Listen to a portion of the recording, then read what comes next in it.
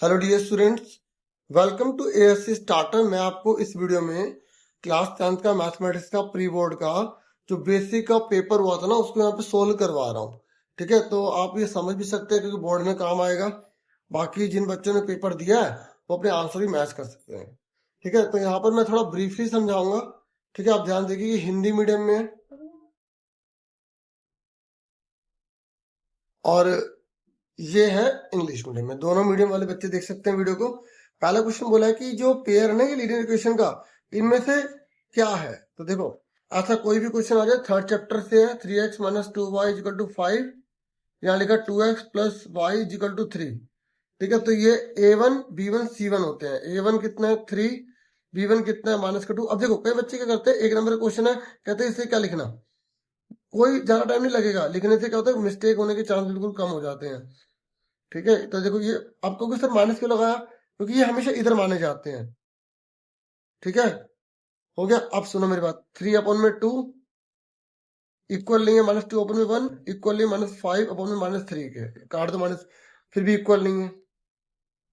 जब तीनों इक्वल नहीं होते तो उसे हम इंटरसेक्टिंग बोलते हैं, प्रतिच्छेदी बोलते हैं, उसका एक हल होता है। ठीक है, तो इसका आंसर क्या आ गया, 1 सॉल्यूशन। मैं अभी सिर्फ क्वेश्चन में जो आए हैं उसी के जो है डिस्कस करूंगा, और एक्स्ट्रा भी कुछ नहीं। ठीक है, 1 हो गया। अब नेक्स्ट क्वेश्चन क्या है, सॉरी नेक्स्ट क्वेश्चन क्या है, ये कह रहा है रेशियो बताओ हाइट ऑफ द बिल्डिंग और शैडो की इतनी है, तो एंगल ऑफ एलिवेशन जो है वो सन का जो है बनेगा वो कितने का बनेगा। देखो मैं आपको बताता हूँ हिंदी में, देख लो।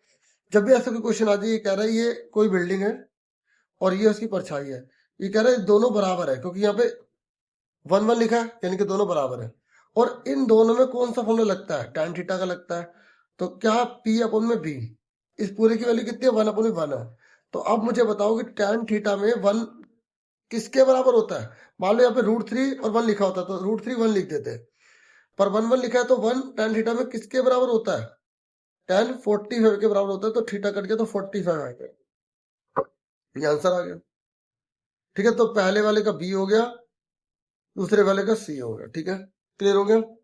अब उसके बाद नेक्स्ट क्वेश्चन ये कह रहा है वृत्त के व्यास के अंतिम बिंदु हैं ये, मतलब एक सर्कल है, उस सर्कल के ये दो एंडिंग पॉइंट है, एक ये रहा एक ये रहा। क्या है, ये 4,6 है और दूसरा है -1,1। ठीक है, इसने बोला अब रेडियस निकालो। पहले हम क्या निकालेंगे, डायमीटर निकालेंगे, फिर आधा कर देंगे। और इसका मतलब हमें क्या लगाना है, डिस्टेंस। जब भी हमें लंबाई निकालनी होती है तो हमें क्या निकालना होता है, डिस्टेंस, दूरी का सूत्र लगाना होता है। तो दूरी का सूत्र क्या होता है, 4 बादल का साइन चेंज, सबसे आसान तरीका है 6 बादल का साइन चेंज।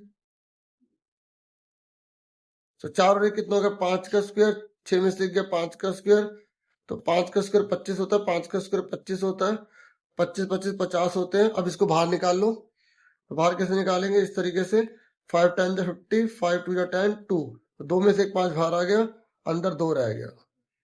ये पूरे की लेंथ निकली है 5√2, पर हमसे रेडियस पूछा है। तो डायमीटर अगर 5√2 है तो रेडियस हमेशा आधी होती है, तो नीचे 2 लगा देंगे, ये आ गया। तो यहाँ पर ऑप्शन कौन सा दे रखा है, ये वाला दे रखा है बी। इसका आंसर क्या है, बी। ठीक है, बी आंसर हो गया, बी हो गया। इसका था सी, इसका था बी। फिर नेक्स्ट है, ये फोर्थ क्वेश्चन है, आप ध्यान से देखिए इस क्वेश्चन को कैसे करेंगे। यहाँ पर फोर्थ क्वेश्चन है, देखिए ऐसे क्वेश्चन में ना, ये जो क्वेश्चन दे रखा है इसको आपको क्या करना है, पहले फिगर बना लेनी है। और फिगर कैसे बनाएंगे, पहले एक बना लो ABC, ए इधर लिख लो, बी इधर लिख लो, सी इधर लिख लो। अब कोई सर इसमें क्या मुश्किल है, मैं आपको बता रहा हूँ ना, देखो इसमें ना ध्यान से करना पड़ता है। ABC लिखा, DEF अभी नाम मत लिखो इसमें, अभी नाम मत लिखो। अब यहाँ देखो जो दिया है, कह रहा है एंगल ए और ई बराबर है 50 के, ए 50 है तो ए ऊपर लिखा है, तो यहाँ ई ऊपर लिखेंगे। ठीक है, अब नॉर्मली हम क्या करते हैं, अगर हम खुद बना लेते पहले तो मैं डी पहले लिख देता और फिर मैं कंफ्यूज हो जाता, मुझे समझ नहीं आता क्या लिखना। ठीक है, फिर इसने बोला ए बी बटे में AC, देखो ए बी इधर लिख रहा हूं और फिर AC इधर लिख रहा हूं। ठीक है, फिर इधर क्या है ED, तो मुझे ED इधर लिखना है। ठीक है, और EF इधर लिखना है। अब क्लियर हो गया। अब जो ये पूछना चाहे हम पूछ सकते हैं हमसे। ये कह रहा है F48 है, तो F इधर की तरफ है, तो अगर ये इधर की तरफ तो C यहाँ 48 होगा। और अगर हमसे B पूछेगा तो एक ट्राइंगल में 180 में से जोड़ के घटा देंगे। अब देखो पूछा क्या है, पूछा क्या C, तो C तो हमने पता लिया कि भाई ये देखो, ठीक है 48 तो हमें सीधा पता लग गया, तो इसमें कोई दिक्कत नहीं। 48 नहीं समझ आ रहा तो वीडियो को पीछे करके देख लेना, C है, ठीक है। फिर उसके बाद ये कह रहा है एरिया दो सर्कल का अगर इस रेशियो में है तो सर्कमफ्रेंस की रेशियो बताइए। देखो जो चीज दी है ना, अगर आप उसी का फॉर्मूला लगा लोगे तो बहुत आसानी से कर पाओगे। ऐसे क्वेश्चन में अगर आपको पाई की वैल्यू नहीं दे रखी तो आप पाई कुछ भी मत पुट कीजिएगा। तो दो वृत्तों का क्षेत्रफल है, तो पहले वृत्त का क्षेत्रफल A1, दूसरे वृत्त का क्षेत्रफल A2, इसकी रेशियो कितनी दे रखी है 9:16 दे रखी है। जो बोला वही कर रहा हूं मैं, ठीक है। कैसे करना वैसे करवाता हूं, ठीक है। ये देख लिया। अब सर्कल का एरिया का फॉर्मूला क्या होता है, पाई आर स्क्वायर 1 डाल देंगे, क्योंकि दो सर्कल है, पाई आर स्क्वायर 2 डाल देंगे, ऊपर स्क्वायर लगाना पड़ेगा। ये 9/16, ठीक है। देखो मैंने 1 और 2 क्यों डाला, क्योंकि इससे बोला दो सर्कल है, क्योंकि दोनों की रेडियस अलग अलग है, तभी तो रेशियो अलग अलग आई है ना। यहां तक क्लियर हो गया। एरिया एरिया एरिया का फॉर्मूला लगा दिया, पाई से पाई कट गया। अब यहाँ पर क्या है R1, नीचे क्या R2, यहाँ लगा हुआ दोनों पे स्क्वायर लगा हुआ है, तो ये 9/16, ये स्क्वायर जाके तो रूट बन जाएगा। और R1 रेशो R2, 9 का रूट कितना होता है, अच्छा ये बटे में रहने दो ना, ऐसे ही रहने दो इसको। तो 9 का होता है 3 और 16 का होता है 4, ठीक है ना। अब सुनो मेरी बात, क्या हमसे रेडियस की रेशियो पूछी है, क्वेश्चन तो हमने पढ़ लिया था, सर्कमफ्रेंस की पूछी है, परिधि की पूछी है। तो अब जो पूछा अब उसका फॉर्मूला लिखो। तो परिधि में क्या लगाएंगे, C1/C2। अब क्या फॉर्मूला होता है इसका, सर्कमफ्रेंस, जो वृत्त की जो सर्कमफ्रेंस परिधि, क्या फॉर्मूला होता है इसका, 2πr 1 डाल देंगे, 2πr 2 डाल देंगे, पता ना फॉर्मूला 2πr होता है। अब दो है तो 1 और 2 लिख दिया। अब देखो ध्यान से देखो, ये दोनों 2/2 पे कट गए। अब R1/R2 ये तो हमने पहले से निकाल लिया। इसका मतलब क्या हुआ कि रेडियस की रेशियो और सर्कमफ्रेंस की रेशियो सेम होती है, ठीक है। और अगर हमसे एरिया के पूछे तो इनका स्क्वायर करो, बस यही होता है और कुछ नहीं है, ठीक है। अब जैसे पहले कर रहे हो फायदा होगा, D/3:4 आ गया, ठीक है, समझ में आ गई। अब उसके बाद नेक्स्ट क्वेश्चन पर आ जाओ। 6 क्वेश्चन है, तो यहाँ पर इन्होंने बोला साइन की वैल्यू अगर इतनी 0 है तो इसकी निकालो। देखो अगर ऐसा कोई भी क्वेश्चन आ जाए, कोई भी आ जाए, तो आपको इसमें सबसे आसान तरीका ये देखना है कि sec आपको पता है किसका उल्टा होता है, कोस का उल्टा है। अब देखो जिसको निकालना है, पहले देखो यहाँ पर जो फॉर्मूला इसका है वो इसमें यूज हो सकता है। अब देखो sec में तो इस साइन से कोई लेना देना नहीं है, पर sec का जब उल्टा कर रहे हैं कोस, तो साइन में क्या कोस का कोई फॉर्मूला होता है, बताओ, होता है नहीं होता, याद करो। हाँ होता है, आपको कोई सर होता है, ये हमने पढ़ा है sine square A plus cos square A equal to 1, पढ़ा नहीं पढ़ा। तो ये जो A है, यहाँ पे A की जगह इनने क्या लिख दिया, अल्फा प्लस बीटा लिख दिया, तो हम वही करेंगे, ठीक है। यहाँ लिखेंगे साइन स्क्वायर A की जगह क्या लिख देंगे, alpha plus beta, plus cos A की जगह लिख देंगे अल्फा प्लस बीटा, नाम ही तो चेंज करा, इक्वल टू 1। अब देखिए ये हमने लिख लिया, यहां तक क्लियर है। अब देखो यहां पर इसकी वैल्यू क्या दे रखी है, 0 दे रखी है, तो यहां पर 0 लिखेंगे और ऊपर लगा है स्क्वायर, तो स्क्वायर करेंगे, ठीक है। ये लिखेंगे cos square alpha plus beta equal to 1। अब 0 हो जाएगा, क्या हो जाएगा, माइनस का हो जाएगा, पर 0 को तो लेके जाओगे तब भी फायदा होगा कोई, 1 में से 0 गए तो 1 ही तो बचेगा। तो ये कोस स्क्वायर अल्फा प्लस बीटा, ये आ गया 1। अब स्क्वायर जाके इधर रूट बन जाएगा, 1 का रूट 1 ही होता है भाई, अगर मैं स्क्वायर जाके रूट करूंगा 1 का रूट 1 ही तो होगा, 1 आ गया, हाँ या ना। अब मैंने क्या कहा, यहां पर देखो इससे लिंक था कोस से। अब बताओ कोस से सेक का क्या लिंक होता है, कोस से सिंक का सेक का जो लिंक होता है वो उल्टा होता है। तो कोस का उल्टा क्या होगा, 1/सेक, हाँ या ना। तो अगर मैं इसका उल्टा करूं तो एक का उल्टा भी एक होगा, फिर वापस उल्टा करूंगा तो क्या आएगा, सेक का वैल्यू क्या आएगी, एक ही तो आएगी, हाँ या ना, ठीक है, समझ में आ गई। तो इस तरीके से सेक की वैल्यू अल्फा प्लस बीटा में एक आ गई, तो यहाँ पे आंसर क्या आ गया, ठीक है। अब आगे सुनो 7 क्वेश्चन देखो। 7 क्वेश्चन यहाँ पर आपके सामने है। 7वें क्वेश्चन को देखो, ये इंग्लिश में है। इसने बोला ये इसका जीरो है, तो भाई जीरो वाला अगर ऐसा कोई क्वेश्चन आ जाए ना तो सीधा पुट करना होता है। इसका मतलब होता है कि हम x की जगह अगर 6 लिखेंगे ना, क्योंकि इसने बोला इसका जीरो है, मतलब x की वैल्यू 6 है। इसका मतलब अगर मैं x की जगह यहाँ पर 6 लिख दूंगा तो ये पूरा जीरो के बराबर होगा, ये मतलब होता है इसका। समझ में आ गई? तो मुझे x की जगह 6 को लिखना है, x की जगह 6 को लिख दिया, बराबर में जीरो लिख दिया, क्योंकि अगर पुट करूंगा तभी। अब 6 का स्क्वायर कितना होता है? 36। ये कितना होगा? 6p। ये होगा 18 इजिकल टू में जीरो। तो माइनस का 6p, 36 में 18 के प्लस के 18 इजिकल टू में जीरो। ठीक है, अब प्लस का 18 जाके क्या हो जाएगा? माइनस का हो जाएगा।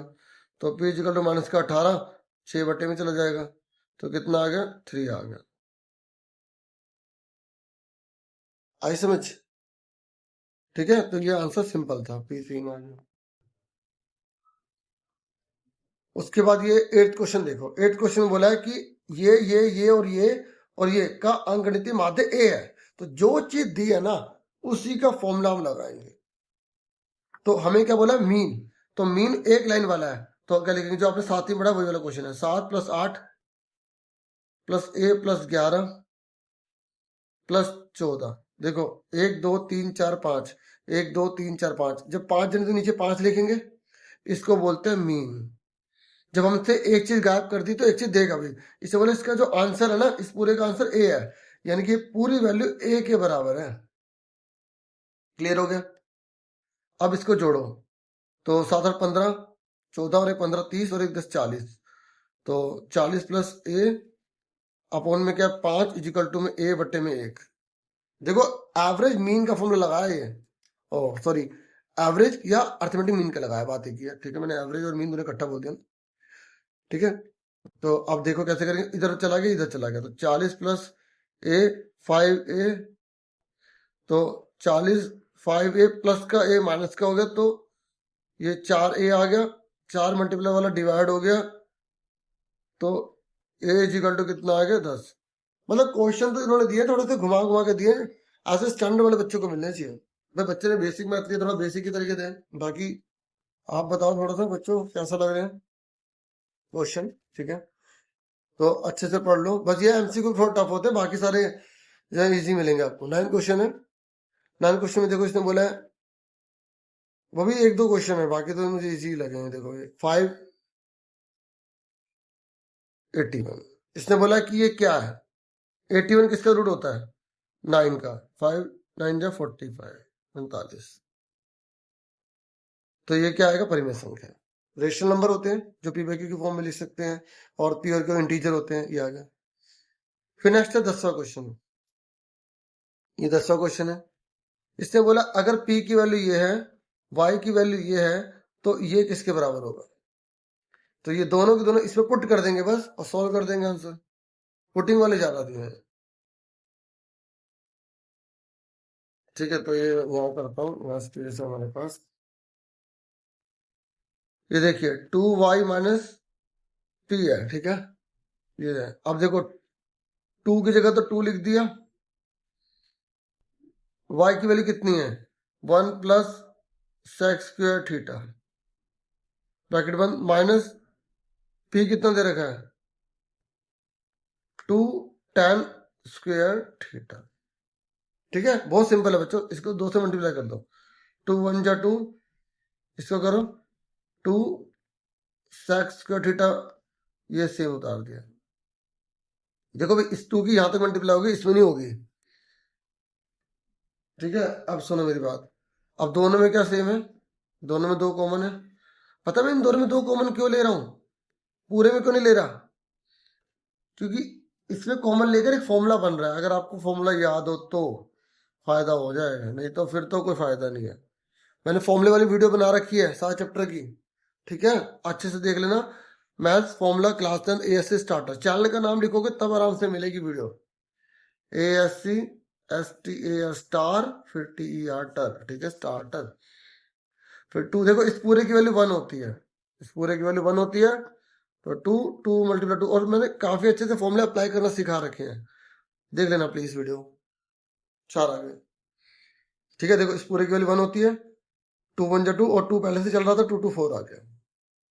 दोबारा देख लो, मैंने क्योंकि बीच में बोला था, y की वैल्यू पुट करी, p की वैल्यू पुट करी, 2 की दोनों में मल्टीप्लाई करी, फिर इन दोनों में 2 कॉमन ले लिया, ये बचा, 2 बाहर आ गया तो अंदर कुछ नहीं।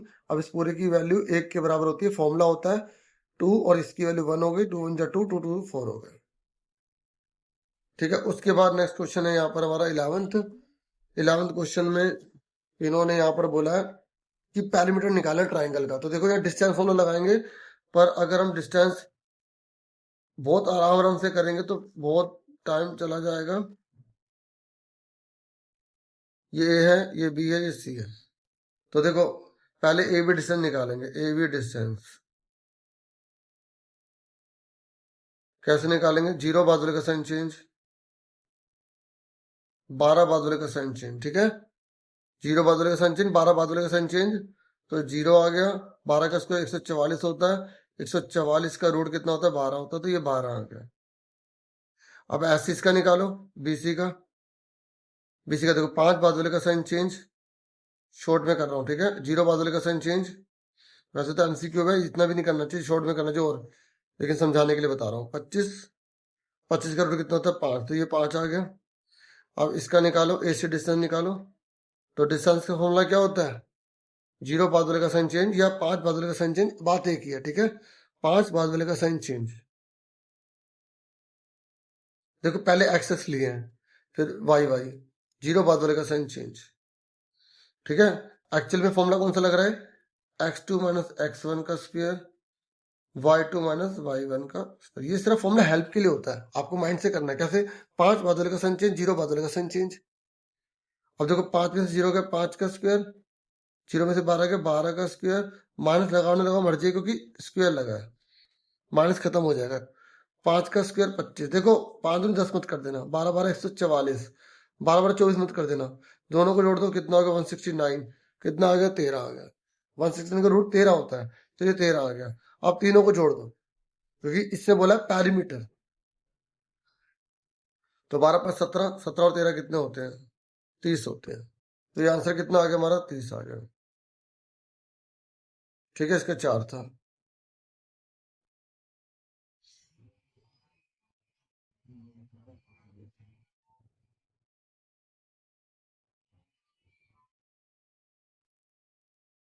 ठीक है, 11 तक हो गए हैं। ठीक है, मैं आराम आराम से कोशिश कर रहा हूँ समझाने की, कुछ क्वेश्चन थोड़ा सा शॉर्ट में हो रहे हैं। अब देखो ये 12वां क्वेश्चन है, इसको भी वैसे करेंगे जैसे मैंने आपको पैटर्न सिखाया था। ठीक है, जैसे मैंने ये क्वेश्चन कराया था ना पैटर्न में, तो वैसे ही अब इसको भी देखो यहाँ पर, देखो ये क्वेश्चन लेते हैं हम यहाँ पर। देखो इसने बोला क्या है, देखो जैसे तरीका सिखाया वैसे करना, आगे भी काम आएगा। देखो इसने बोला X Y is drawn parallel to the base E F. ठीक है, और अब ये आपको मालूम नहीं समझ आ रहा, तो पहले देखो ट्रायंगल कौन सा है, ये रहा D E F, D E F. ऐसे ही हिंदी में देखो त्रिभुज कौन सा है, ये रहा डी ई एफ। ठीक है, तो त्रिभुज पता लग गया। अब इसने बोला क्या है, इसने बोला एक्स वाई जो है वो बेस ई एफ के पैरेलल है, तो एक्स वाई ई एफ के समांतर, एक्स वाई ई एफ कहाँ है, ये लिखा ई एफ, तो इसके समांतर ये हो गया, यहाँ लिख देंगे एक्स, यहाँ लिख देंगे वाई। पर अब मन में सोचो कि मैंने इधर ही एक्स क्यों लिखा, हो सकता है इधर एक्स होता इधर वाई होता। यहाँ आगे लिखा हुआ है कि डी पर एक्स है और डी एफ पर वाई है, तो मैंने सही बनाया। नॉर्मली एक्स पहले लिखा तो हमने ऐसे लिख दिया, लेकिन फिर भी आपको पता होना चाहिए कंसेप्ट, पता लग गया, पता लग गया ना बच्चों। एक्स जो है वो डी एफ पर है, तो एक्स जो है वो डी पर है, और वाई जो है डी एफ पर है। क्लियर हो गया, वेरी गुड। अब इसने क्या बोला, इसने बोला है कि डीई, देखो ध्यान से देखो, इसने बोला है डीई, यहाँ हिंदी में इंग्लिश में बात एक ही है ना बच्चों। देखो यहाँ पर ये लिखा हुआ है ना, एक ही बात है, देखो सेम लिखा है। तो इसने बोला डीई, डीई है पूरा बराबर 4 गुणा में ई एक्स। अगर ये समझ नहीं आ रहा, अब इसका आसान तरीका देखो, डीई बराबर क्या, 4 ई एक्स, तो डीई ये ई एक्स बटे में चला गया, ये बटे में चला गया, इसके नीचे एक मान लो, ये बटे में चला जाएगा, या इसके मल्टीपल में एक मान लो, बटे में चला गया। समझ में? ई एक्स को बटे मिलेगा। अब डी की वैल्यू 4, ये पूरा का पूरा 4 है, पूरा डी 4 है, और ई एक्स कितना 1, अब ये 1 है। अब देखो मेरी बात, ये पूरा 4 है, ये 1 है, तो कितना बचा, 3 बचा। आई समझ? और आगे का बोला एफ वाई जो है वो 2 है। देखो इधर, यहाँ पर एफ वाई 2 है, तो अब यहाँ पर एफ वाई 2 है, तो एफ वाई कितना, ये 2 है। इससे बोला ये निकालो डी वाई। तो जब ये पैरेलल होता है तो बीपीटी थ्योरम लगाएंगे। अब लगाएंगे बीपीटी थ्योरम। पहले सिंपल करना था, डी एक्स अपॉन में X E D Y upon में वाई है, ठीक है। तो डी एक्स कितना है, 3/1, और डी वाई कितना है यहाँ पर हमें पता नहीं है, बटे में 2, तो क्रॉस मल्टीप्लाई कर दो इसको से, तो डी वाई की वैल्यू कितनी आ गई, 6 आ गई, ठीक है। तो आंसर आ गया 6, ये आंसर आ गया 6। फिर नेक्स्ट क्वेश्चन ये कह रहा है कि अगर ये एक समांतर श्रेणी है, ये एक एपी है, तो पी माइनस क्यू किसके इक्वल होगा।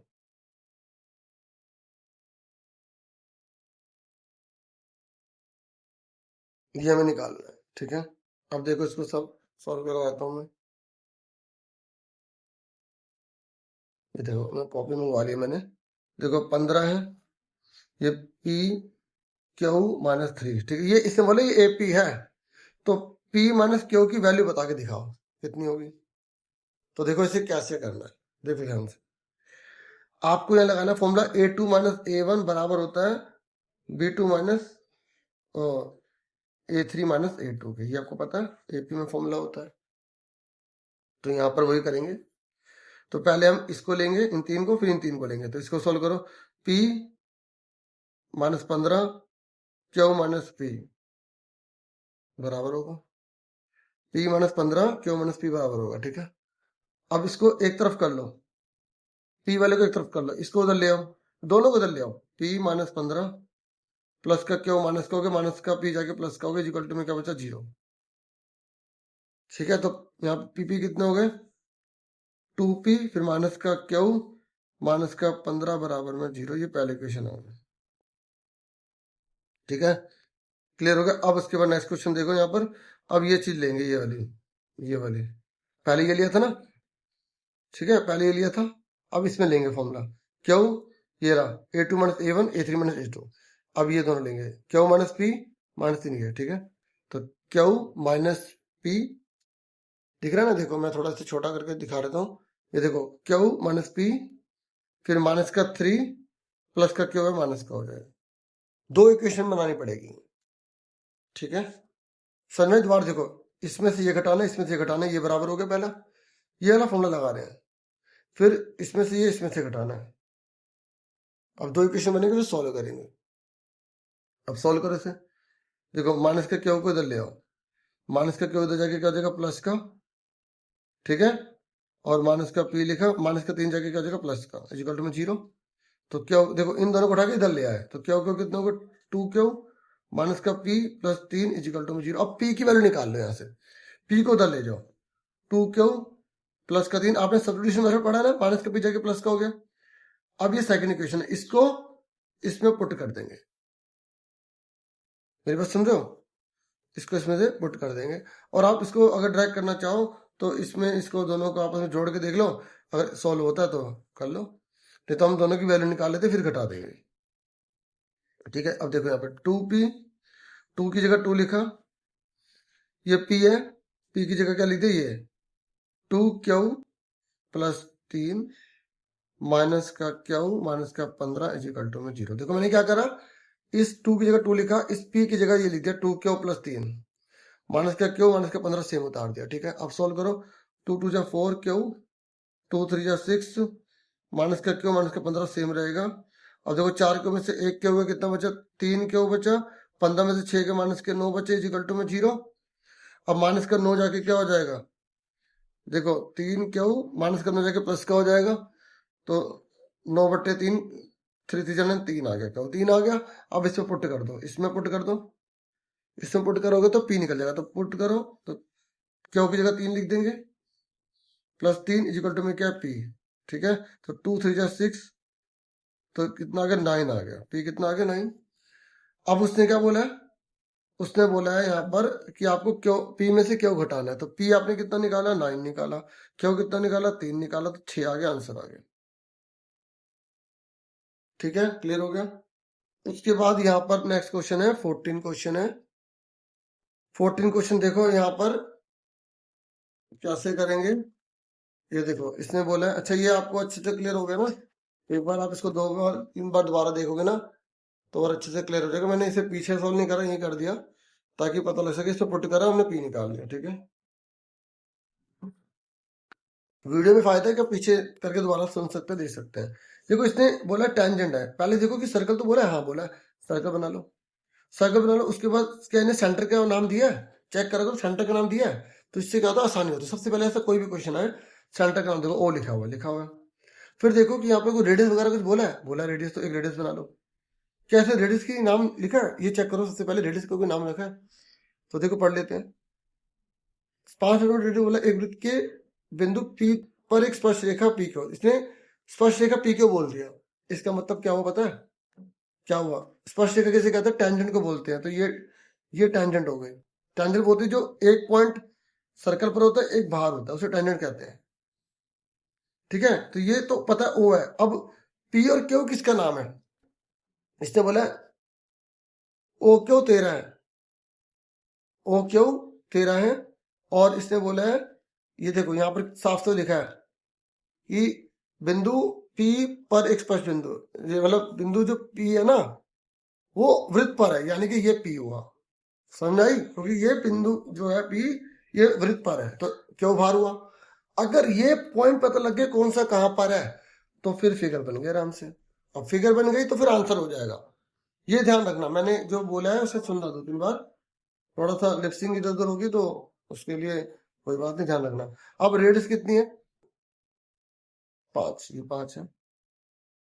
फिर ओ क्यों कितना 13, ये देखो 13।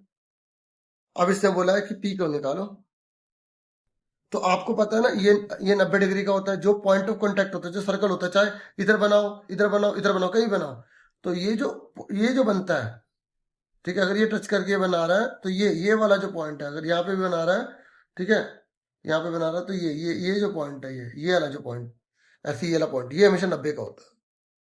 क्लियर हो गया। अब ये 90 का है तो 90 के सामने वाले को एच बोलते हैं। ये फॉर्मूला आपने पढ़ा होगा छोटी क्लासेस में, बड़ी क्लासेस में बहुत जगह पढ़ा होगा। एच कितना है 13 का स्क्वायर, पी कितना है, इसको पी मानेंगे, पी का स्क्वायर, इसको बेस मान लो, जिसको मर्जी पी और भी किसको मर्जी मान सकते हो। 13 का 169 होता है। ठीक है, वैसे तो मैंने माइंड में ही सोल्व कर लिया है, ठीक है, पहले ही कर लिया था, लेकिन समझाने के लिए ना, मुझे तो आता तो मैं अपने को दिखाऊं कि मुझे आता है, वो बेनिफिट नहीं है ना, बच्चों को सिखाने के लिए। अब टीचर अगर बच्चों को नहीं सिखाएगा तो कैसे बनेगी। 12 आ गया। ठीक है ना, 144 का रूट कितना होता है, 12 होता है। क्लियर हो गया। ठीक है, देख लो, एच चाहे पता हो या ना पता हो यही रहता है, पी यही रहता है, बी यही रहता है। पी और बी किसी को मान लो, ये हमारा मेन तो में क्या निकालना है, पी क्यों निकालना है, तो पी का हमारा 12 आ गया। फिर नेक्स्ट क्वेश्चन ये कह रहा है 6 सेंटीमीटर भुजा वाले वर्ग के अंतर्गत बनाए जा सकने वाले वृत्त का क्षेत्रफल ज्ञात कीजिए। देखो बच्चों को इसमें कंफ्यूजन होती है कि सर्कल अंदर है या स्क्वायर अंदर है, जबकि साफ साफ वो बोल रहा है, क्या बोल रहा है, द एरिया ऑफ सर्कल निकाला that can be inscribed. Inscribed कौन है, सर्कल है, इन अ स्क्वायर, स्क्वायर के अंदर लिखा भी हुआ है। तो आपको बोला हुआ है कि यहां पर एक स्क्वायर है, इसके अंदर एक सर्कल है, ठीक है, और ये कह रहा है कि इस सर्कल का एरिया निकालो। अब आपको यहां बोला है कि साइड जो है ना स्क्वायर की वो 6 है। देखो वृत्त की आपको जो है ना पहले त्रिज्या पता लगानी पड़ेगी, अगर आप वृत्त का क्षेत्रफल निकालना चाहते हैं। तो एरिया ऑफ सर्कल निकालना तो रेडियस सर्कल पता होनी चाहिए, और स्क्वायर की आपको साइड दे रखी 6, तो स्क्वायर की साइड 6 है, तो आप खुद सोचो जब इसको हम बीच में से भी डालेंगे तो ये दोनों सर्कल के दोनों पॉइंट को टच कर रहे हैं और सेंटर भी टच कर रहे हैं, तो ये डायमीटर हो गया। यानी कि स्क्वायर की जो साइड होती है वो सर्कल की डायमीटर होती है, ये हमें पता लग गया। तो सर्कल की डायमीटर कितनी आ गई, ठीक है, डायामीटर ऑफ सर्कल कितना है, 6 है, तो रेडियस क्या होगी, रेडियस ऑफ सर्कल क्या आ गई, थोड़ा रफ राइटिंग में है ना, तो कितना आ गया 3 आ गए। ठीक है, हिंदी में हमें वृत्त का व्यास पता लग गया। इसका मतलब क्या हुआ, वर्ग की जो भुजा होती है ना वो वृत्त के व्यास के बराबर होती है। तो वृत्त की त्रिज्या कितनी आ गई, वृत्त की त्रिज्या हमारी आधी आ गई, 6 का आधा 3 होता है। ठीक है, अब इसने क्या पूछा है, जो पूछा वो निकाल दो। इसने बोला एरिया ऑफ सर्कल निकालो। तो बच्चों एरिया ऑफ सर्कल निकालने के लिए वृत्त का क्षेत्रफल निकालना है आपको। तो एरिया ऑफ सर्कल का फॉर्मूला कौन बताएगा, जिसने वीडियो लोग के कमेंट करके लिखना तो लिख सकता है, मुझे अच्छा लगेगा। पाई आर स्क्वायर ये होता है। ठीक है, 22/7। आर कितना दे रखा है, 3 × 3। एक बात सुनो, अब ऑप्शन में ना पाई को ओपन ही नहीं किया, तो हमें भी पाई को फिर ओपन नहीं करना, पाई को वापस बंद कर देंगे। तो 3 3 9 9 पाई। देखो सेंटीमीटर है तो सेंटीमीटर स्क्वायर हो जाएगा, मीटर तो मीटर का स्क्वायर हो जाएगा, ये आ गया। तो आंसर क्या आ गया, सी आ गया। फिर उसके बाद ये 16 क्वेश्चन है। यहाँ पर आप देखो 16 क्वेश्चन में भी आपको, जैसे मैंने अभी आपको समझाया था ना कि ट्रायंगल आपको कैसे लेने होते हैं ताकि आपको कभी गलत ना हो, तो उसी तरीके को अपनाना। देखो सबसे आसान तरीका बताता हूँ बच्चों को मैं। ठीक है, बाकी आप डिसाइड कर सकते हैं कि मैं कैसा पढ़ा रहा हूँ। ठीक है, अगर सही पढ़ा रहा हूँ तो प्लीज वीडियो को लाइक कर दो। ठीक है, L M N, L M N. सबसे पहले मैंने क्या कहा, कोई भी क्वेश्चन आ जाए तो पहले वाले का तो नाम लिख लो, दूसरे वाले की फिगर तो बना लो लेकिन नाम मत लिखो। ठीक है, क्योंकि जब ऐसा कोई क्वेश्चन आए। अब इसने बोला है वाई एल बराबर है, इसका मतलब एल मैंने ऊपर लिखा है तो वाई भी मुझे ऊपर लिखना पड़ेगा क्योंकि दोनों बराबर है। क्लियर हो गया। फिर इसने बोला है जेड और एम बराबर है, हिंदी में भी देख सकते हो एक ही बात है, जेड और एम बराबर है। जेड, जेड और एम बराबर, तो एम इधर लिखा है तो जेड भी इधर लिखना पड़ेगा। यानी कि अगर इधर एन है तो बाकी कौन सा बचा, बाकी कौन सा बड़ा बचा है यहाँ पर, वाई बचा। ठीक है, ओ एक्स बचा, ये वाई है ना। ठीक है, देखो कंसेप्ट में आ गया। अब इसने और क्या दिया, ये भी इसके बराबर है। देखो अगर ये एंगल इसके बराबर है, ये एंगल इसके बराबर है, तो आपको पता है कि तीसरा एंगल भी अपने आप बराबर होगा। जब हाँ है ना, जब दो एंगल बराबर होते हैं तीसरा बराबर होता है, क्योंकि ट्रायंगल का टोटल तो 180 होता है। हाँ है ना। पर अब इसने बोला कि अगर एक्स वाई बराबर है 2 ln के, एक्स वाई बराबर है 2 ln के, तो एक्स वाई ln बटे में चला गया, 2/1। इसका मतलब क्या हुआ, X Y ln, X Y का है, एक्स वाई ये रहा। ठीक है, और ln का है, ln का है हमारा ये रहा। यानी कि दोनों बराबर नहीं है। एक्स वाई अगर 10 है तो ये 5 है ना, बराबर नहीं है ना। इसका मतलब क्या हुआ, सिमिलर तो है। सिमिलर क्यों है, क्योंकि ए तो हो गया ना, लेकिन साइड जो है ना वो प्रोपोर्शनल है, इक्वल नहीं है। जब साइड इक्वल होती है ना तब उसे हम कॉन्ग्रुएंट कहते हैं। कॉन्ग्रुएंट का मतलब होता है सेम साइज है, सेम शेप है। तो ये सिमिलर तो है लेकिन कॉन्ग्रुएंट नहीं है, तो इसका आंसर क्या, बी आ गया। क्लियर हो गया। ठीक है, कॉन्ग्रुएंट इसे कहते हैं जिसमें सेम शेप हो, सेम साइज हो। अगर साइड भी इक्वल हो जाती ना, अगर एक साइड ये साइड इक्वल लिख देता, 2 ना लिख के इक्वल लिख देता, तो हम बोल देते कि भाई ये तो सिमिलर भी है कॉन्ग्रुएंट भी है। कॉन्ग्रुएंट को सिमिलर कह सकते हैं लेकिन सिमिलर को कॉन्ग्रुएंट नहीं कह सकते। ठीक है, समझ में आई, क्लियर हो गया। आगे सुनो, 17वां क्वेश्चन है, ये बहुत इजी क्वेश्चन है। 15 डिफेक्टिव बल्ब थे, वो 150 अच्छे बल्ब से मिल गए, तो टोटल कितने बल्ब हो गए, 165 हो गए। ठीक है, मतलब 15 खराब है, 150 अच्छे बल्ब है। तो ये कह रहा है बल्ब को देखकर आपको बताना, पता नहीं लग रहा कि बल्ब खराब है सही है। आपने बल्ब निकाला लेकिन बल्ब निकल गया खराब, तो उसकी प्रोबेबिलिटी निकाली है। आपको क्या निकालना है, उसकी प्रोबेबिलिटी निकालनी है, उसकी प्रायिकता निकालनी है। तो कैसे निकालते प्रोबेबिलिटी, जिसकी बात कर रहे हैं उसको ऊपर लिखेंगे, टोटल नीचे लिखेंगे। अब इसे काट दो तो ये तो 11 सीधे बार कट गया, 15 51 कैरी, तो 1/11। तो इसका आंसर क्या आ गया हमारा, सॉरी कहाँ गया, ये रहा डी। ठीक है, ये हमारा आंसर आ गया। उसके बाद नेक्स्ट क्वेश्चन है, 18 क्वेश्चन है।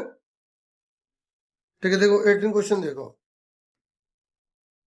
देखिए 18 क्वेश्चन है यहाँ पर, आप देख सकते हैं 18 क्वेश्चन।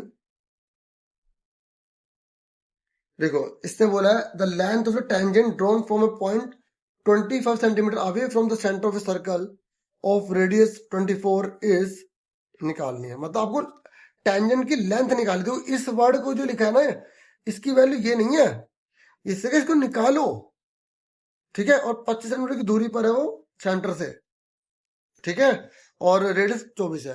क्वेश्चन ध्यान से पढ़ना। पढ़ लिया? अगर मान लो फिर भी समझ नहीं आया तो आपको क्या करना है, आपको ये तो समझ में आ गया कि सर्कल है, ठीक है। आपको ये समझ में आ गया कि एक टेंजेंट है, ठीक है, और एक रेडियस है। जब आपको ये पता लगे टेंजेंट है, तो टेंजेंट का एक पॉइंट अंदर होता है, एक बाहर होता है, और एक सर्कल की रेडियस ये पता है, इसने नाम नहीं दे रखा, और अच्छी बात है ओ ए भी हमने अपने लिया। अब इसने दिया क्या है, देखो इसने बोला है 24 सेंटीमीटर त्रिज्या है, ये लिखा है। रेडियस कितनी 24 सेंटीमीटर, तो मैंने रेडियस लिख दी 24। मुझे मान लो क्वेश्चन समझ नहीं आ रहा, मैंने फिगर बना ली। मुझे पता है कि टेंजेंट बाहर होती है, रेडियस होती है, और बाहर से कोई लाइन मिलेगी तो एक बाहर वाली इंटरसेक्टिंग लाइन हो गई, ठीक है, छेदक रेखा हो गई, ठीक है। अब दोनों में से क्या वैल्यू पता है, देखो पूछा क्या है इसने, लाइन तो टेंजेंट निकालनी है। हिंदी में थोड़ा अगर देखो तो स्पर्शिका की लंबाई निकालनी है ना। तो इसका मतलब क्या है, इसका मतलब क्या है, इसका मतलब ये कि मुझे ये चीज निकालनी है। तो ये चीज दे रखी है, ये चीज कितनी दे रखी है, 25 दे रखी है, इसका मतलब ये निकालना, ठीक है। और जब भी आंसर भी क्वेश्चन आया तो ये 90 डिग्री का होता है, 90 डिग्री का होता है। और 90 डिग्री का होता है तो फॉर्मूला क्या होता है, एच का स्क्वायर बेस का स्क्वायर परपेंडिकुलर का स्क्वायर। जब भी 90 डिग्री आ जाए तो पाइथागोरस प्रॉपर्टी लगानी पड़ती है, ठीक है। क्या लगानी पड़ती है, पाइथागोरस प्रॉपर्टी लगानी पड़ती है। तो एच कितना है 25, बेस कितना है, बेस दोनों में से किसी को मान लो, ठीक है। परपेंडिकुलर इसको मान लो, ठीक है। मेरा इंस्टाग्राम चैनल है, वो भी चाहो तो आप जो सब्सक्राइब ज्वाइन जो है कर लेना। 25 की 25 में मल्टीप्लाई क्या होती है, डिस्क्रिप्शन चैनल के अंदर जाओगे वहां से लिंक मिल जाएगा। तो 25 की 25 क्या होता है 625, 24 की 24 कितने होते 576, एक्स का स्क्वायर। तो 625 576 घटा देंगे, तो 625 में से 576 गए, कितने बचे, 15 में से 6 गए, यहाँ पर 9, 11 के साथ गए 4, 49 आ गया। तो 49 का रूट कितना होता है 7 हो गया, 7 आ गया, ठीक है। क्लियर हो गया। अब उसके बाद ये असेशन रीजन वाले क्वेश्चन है, ठीक है। देखो इसने बोला कोस थीटा ऐसा पॉसिबल नहीं है, कह रहा है, मैं कह रहा है कोस थीटा की वैल्यू कभी नहीं हो सकती है वाली। देखो मैं आपको बताता हूँ, कोस थीटा का फॉर्मूला होता है बी अपन में एच, ठीक है। और ये 5/3 कह रहा है, क्या कभी हाइपोटेनियस जो 90 डिग्री का होता है, क्या कभी ये साइड इनमें से किसी छोटी हो सकती है, नहीं ना। तो ये सच बोल रहा है कि पॉसिबल नहीं है, ठीक है, ट्रू है, ठीक है। द वैल्यू ऑफ ये इज नॉट पॉसिबल, तो ट्रू है। ये कह रहा है हाइपोटेनियस, ये कह रहा है ये पॉसिबल क्यों नहीं है, ये कह रहा है ऐसा इसलिए क्योंकि राइट एंगल ट्रायंगल में हाइपोटेनियस सबसे बड़ी होती है। तो ये रीजन भी ठीक लिखा है, एसेशन भी ठीक है। तो इसका आंसर क्या आ गया, ए आ गया, ठीक है, ओके। फिर नेक्स्ट क्वेश्चन है 20। यहाँ पर 20 में बोला है कि यहाँ पर पी और आर की वैल्यू दे रखी है। कह रहे ये अगर रेशियो है तो जो बीच का जो पॉइंट इसको डिवाइड करेगी रेशियो, उसकी वैल्यू ये निकलेगी। ये कह रहा है ऐसा इसलिए है कि इसका फॉर्मूला ये वाला होता है, इसलिए। भाई फॉर्मूला तो सही लिखा है, सेक्शन फॉर्मूला सही लिखा है, तो क्या आंसर यही आ रहा है, हमें ये चेक करना है, ठीक है। तो ये तो सही है, ये पता लगाना है कि सही है गलत है।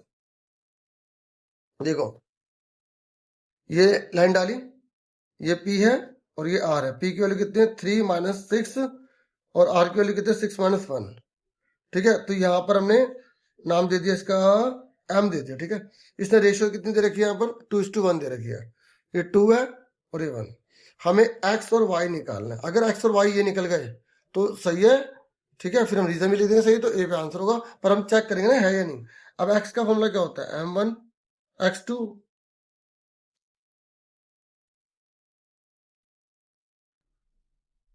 M2 X1, M1 + M2। तो M1 कितना है 2 × 6, M2 कितना है 1 × 3, ठीक है। और M1 M2 कितना है 2 और 1, तो कितना आ गया 6 × 2 = 12, 3 × 1 = 3, 3 15/3 5 आ गया। अब ठीक है, इसका मतलब ये तो सही निकला, y निकालो, m1 y2 m2 y1 m1 plus m2, तो m1 कितना है 2, देखो इसको इससे मल्टीप्लाई, इसको इससे मल्टीप्लाई, ऐसे करना है, ऐसे कर लो, 2 मल्टीप्लाई -1 1 मल्टीप्लाई -6 और 2 प्लस 1, ठीक है। तो ये देखो कितना रहा, 2 1 जा 2 6 1 जा 6, यहाँ आ रहा है 3 माइनस का 8/3 आ रहा है। तो ये देखो यहाँ पर -8/3 है ना, और ये y की वैल्यू यहाँ पर ये नहीं दे रखी, इसका लिए गलत है और ये सही है। तो जब r सही होता है, ठीक है, तो यहाँ पे हम d पे टिक कर देते हैं, तो d हमारा आंसर आ गया। तो डी मैंने 20 तक सोल्व करवाने थे, पूरे पूरे करवा दिए। बाकी आपको पेपर दिखा रहा हूँ, आंसर की आएगी तो उसको आपको जल्द देखने को मिलेगी, ठीक है। ये 2 सीधा से पुट करना था, वैसे ही जैसे अपने एमसीक्यू में करा वैसे क्वेश्चन है, ठीक है। ये क्वेश्चन इतने मुश्किल नहीं है, यहाँ पर आराम से कर लोगे, आपने बहुत बार करे भी होंगे अपनी बुक से, ठीक है। तो आगे कैसे लगी वीडियो कमेंट करके बताना, पूरा पेपर दिखा रहा हूँ, अब आप पूरा पेपर आराम से देख सकते हैं। हिंदी में भी है और इंग्लिश में भी है, और कौन सा पार्ट आपको जो है टफ लगा, किस में आपको ज़्यादा प्रॉब्लम हुई, और आप कमेंट करना चाहे कर सकते हैं। बाकी आप चाहते हैं कि अगर मैं वीडियोस वगैरह बनाऊं तो उसके लिए भी आप कमेंट कर सकते हैं, ठीक है। आपको मैथ्स मेरी कैसे लग रही है, कैसे पढ़ा पा रहा हूँ, आप वो भी बता सकते हैं, ठीक है। बाकी मैंने फॉर्मूले की वीडियो बना रखी है कि फॉर्मूला कैसे अप्लाई करना होता है, ठीक है। फॉर्मूले class 10th maths ASC starter लिखोगे तो आपको वीडियो मिल जाएंगे। और बाकी अब पुरानी वीडियोस बहुत सारे सैम्पल पेपर, प्रैक्टिस पेपर जो थोड़े थोड़े बना रखे होते हैं पार्ट में, वो भी आप देखना चाहे देख सकते हैं। चैनल का नाम ASC स्टार्टर आप जरूर लिखिएगा, ठीक है, तभी आपको मिलेगी। केस स्टडी है, इसको बिल्कुल मत छोड़ना, ये सबसे इजी होते हैं, ठीक है। इसमें काफी स्कोरिंग होता है बच्चों, ठीक है।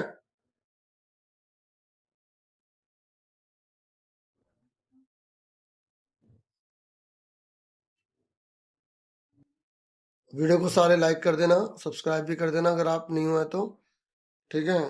और या जो अगर पहले से देख रहे हो जिन्होंने अभी तक नहीं करा वो भी कर दो, ठीक है। ज्वाइन करना चाहे ज्वाइन कर सकते हैं।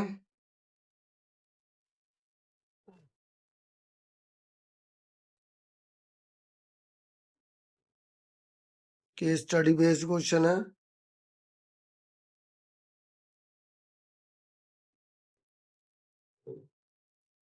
तो बस इतना ही था इस वीडियो में। Thank you very much. आप वीडियो देखते हैं, thank you very much, thank you dear students, take your self dear students.